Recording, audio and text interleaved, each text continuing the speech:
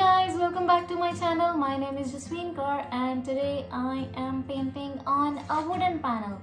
This is the part 3 of my previous series going on where I am painting different elements on each wooden panels. So this is the part 3 and if you haven't watched part 1 and 2, go watch it right now. I will link it on the iCard right here. You can go watch it. And if you have watched it already, welcome back. Since you have seen me paint on this one and you know what disaster happened with this one, I'm not gonna waste any more of your time and let's get to painting land. Here I am painting on this wooden panel and also showing you guys my henna. I don't know why, but let me know how you like it. I have already pre-gessoed my surface and also kept a thin cardboard underneath just because I don't want my tablecloth to be dirty. And then I whip out my cheap paints and I am not sure how I am going to paint land on this panel, but still I am going to start. I bring out all my art supplies, my water and my brushes, and then start sketching with my pencil a forest scene.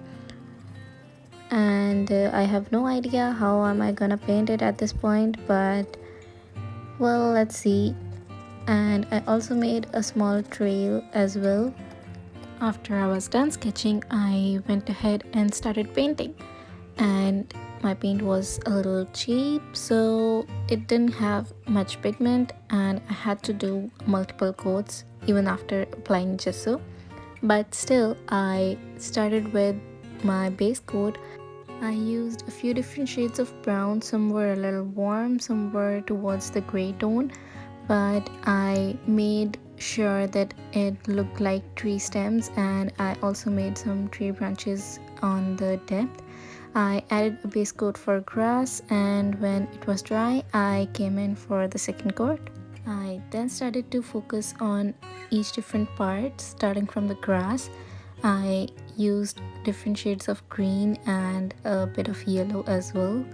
Using different shades and dabbing motions made my grass come to life and it looked really nice. I also added some grass on the other side of the trail and I forgot that before, so I did it now, and it made the land look a lot smoother because of course the other side of the trees will also be standing on a land. And then I did a second coat on the trees with brown and made the stems look a bit more wood-like. I used both lights and darks in browns just to make sure that I had enough color for the tree trunk, and I made it look into a textured area on the tree trunk. And then I added more darker brown for the depth, and I am going in with almost black brown just near the edges of the trees so that I can show the depth that's behind the forest. Trust me, right here at this moment I was just trying my best to achieve as much pigment as possible with these cheap paints, and I was trying my best not to rip off any old paint.